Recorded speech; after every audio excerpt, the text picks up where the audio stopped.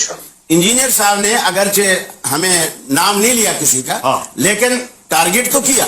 اس میں یہ کہ انہوں نے یہ بات چھیڑی کہ جب فضائل اہل بیت کی بات ہو تو یہ خواہ بیچ میں صحابہ کو گھسیڑ کر اس سے جو ہے وہ علیحدگی کا اختیار کرتے. تو کیا یہ کام انہوں نے آج نہیں کیا کہ یعنی صحابہ کی تعریف ان کو برداشت نہیں ہوئی اور اس کو تنقید کا نشانہ بنا. موضوع امام حسن علیہ السلام یہ کوئی موضوع میں یہ کوئی شرعی حکم ہے. آج کے دن صحابہ کی تعریف نہیں ہوگی, صرف حضرت حسن کی تعریف. دیکھیے حضرت حسن کہ جو جس نظریے پہ اور جس موقع پہ آپ نے یہ سلو فرمائی ہے, یہ حضرت امام حسن کی آپ فتح بھی اس کو کہہ سکتے ہیں. بے شک امام حسن کی ہی فتح, کیونکہ جو اپنی شرطیں منوا جائے لکھا کے کہ یہ میری طرف سے پھر شرط ہے, فتح بھی تو پھر اسی کی ہوئی نا. معاملہ یہ ہے کہ اصل میں امام حسن علیہ السلام کی میری طبیعت, آپ 10 دن سے میں آپ کے ساتھ ہوں, آپ جانتے ہیں بڑی رواداری والی, کبھی میں بات نہیں کرتا. میں سمجھتا ہوں امام حسن علیہ السلام کائنات کی مظلوم ترین شخصیت ہے.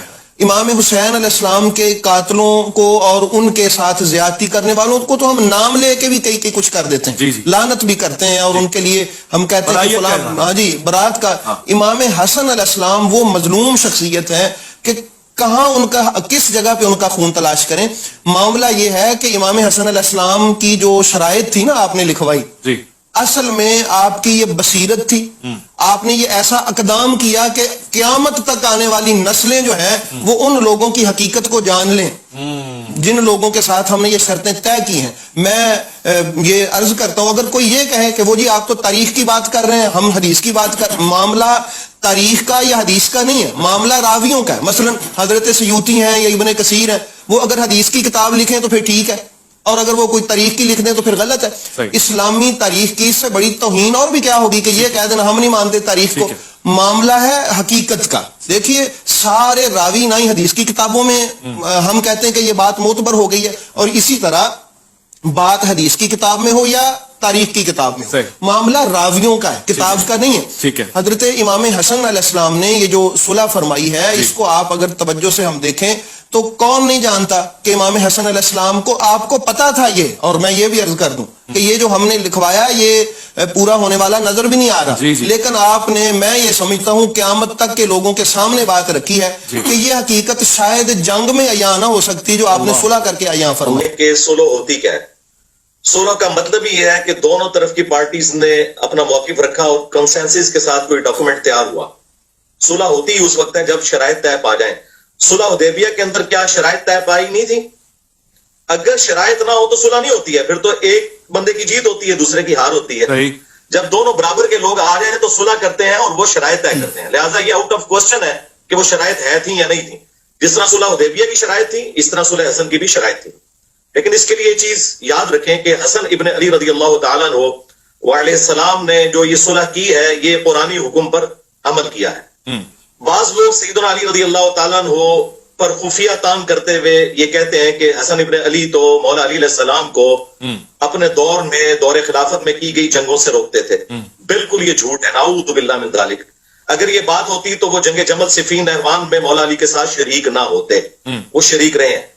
صفین پارٹ 2 بھی سیدنا حسن ابن علی نے شروع کر دیا تھا. بخاری شریف سے یہ جو حدیث بیان کی جاتی ہے نا کہ یہ میرا بیٹا سید ہے, یہ پوری حدیث جو ہے یہ اس کا آخری ٹکڑا ہے.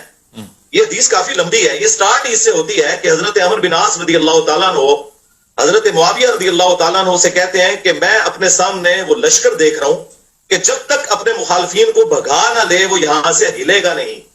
وہ لشکر مولا علی علیہ السلام کی روح نہیں لے کے آئی تھی, مولا حسن علیہ السلام جو مولا علی کے بیٹے تھے وہ لے کے آئے تھے. ٹھیک ہے, یہ حدیثیں آدھی نہیں ہمیں پڑھنی چاہیے, پوری حدیثیں پڑھنی چاہیے. تو پھر حضرت معاویہ نے کہا کہ اگر یہ قتل و غارت ہوا تو پیچھے امت کا کیا بنے گا؟ تو حضرت عمر بن عاص نے کہا کہ ٹھیک ہے پھر میں پیچھے سے سنبھالوں گا. تو پھر اسی گفتگو کے دوران حضرت معاویہ نے کہا کہ کیوں نہ ہم حسن کے سامنے صلح پیش کریں, کچھ ہماری بات وہ مان لیں کچھ ہم ان کی مان لیں. تو ساتھیوں نے کہا کہ مشورہ اچھا ہے. تو یہ صلح کی طرف جو آفر ہے یہ حضرت حسن نے نہیں کی. یہ جھوٹ ہے کہ حسن جو ہے وہ امن پسند تھے. امن جنگ کے اندر غزوہ بدر میں کیا رسول اللہ امن پسند تھے؟ جب جنگ ہوتی ہے اس وقت جنگ ہوتی ہے, اس وقت امن کی بات نہیں ہوتی. سورۃ الانفال میں ہے کہ اگر میدان جنگ میں मुखालिफ तुमसे सुलह की बात करे तो उसे एक्सेप्ट कर लो। तो हसन इब्ने अली सिफीन पार्ट 2 लड़ने आए, लश्कर लेके आए। हजरत मुआविया को जब अमर बिन आस रज़ी अल्लाह ताला अन्हु ने कहा कि ये तो नहीं लेंगे, हम इनको सुलह ऑफर करते हैं, उन्हें पता था कि कुरानी हुक्म पे अहलुल बैत अमल करेंगे। तो जब सुलह ऑफर की गई तो हजरत हसन इब्ने अली ने वो सुलह की ऑफर सूरतुल अनफाल के तहत कबूल कर ली, जिसका नबी इस्लाम ने सुलह हुदैबिया कबूल कर ली थी। अगरचे नबी इस्लाम का पलड़ा भारी था, उसके बावजूद मुशरिकीन अरब के साथ सुलह कर ली। अच्छा, ये सुलह की तो जाहिर है वो शराइत क्या थी जी। बनु उमैया के मेंबरों से जो सब्बो शतम का सिलसिला किया गया है हजरत अली के ऊपर, जो लोग ये कहते हैं ये तनकीद थी, मुस्लिम शरीफ में 6229 नंबर हदीस है, अबू तुराब पर लानत के अल्फाज है, वो गाली से भी बढ़कर लानत करते थे, नाऊज़ बिल्लाह, मेंबरों से। 6229 सही मुस्लिम, गदीर कुम से अगली हदीस। और 5वां रखा गया खुमुस। अफसोस के साथ इन 5 शराइत में से सिर्फ 5वीं शर्त पे अमल हुआ है कि हजरत मुआविया रज़ी अल्लाह ताला अन्हु खुमुस दिया करते थे। मैं पूरा एक प्रोग्राम बुखारी मुस्लिम से कर सकता हूं कि किस तरीके से इन शराइत की धज्जियां बिखेरी गई।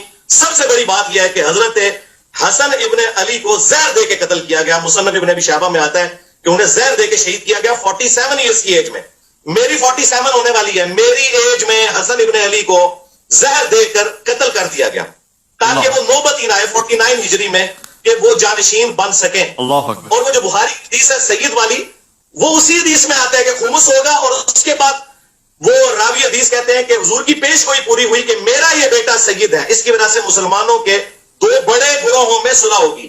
2 अजीम गुरोह जो है ना, वो अजीम अरबी में है, वलहुम अज़ाबुन अज़ीम भी आता है, इससे मुराद बड़ा है। अजमत वाला गुरोह वो होता है जो खलीफा राशिद के साथ हो।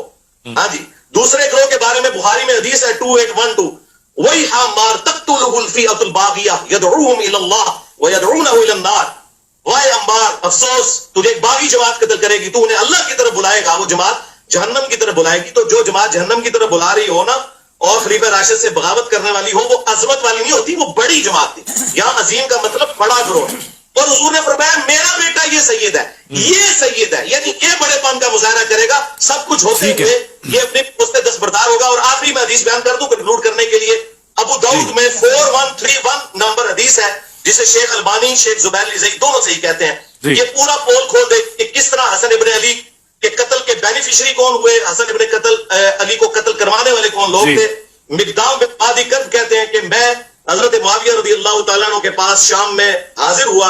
उसी दौरान हसन इब्ने अली की शहादत की खबर जब पहुंची तो मैंने पढ़ा इन्ना लिल्लाहि व इन्ना इलैहि राजिऊन।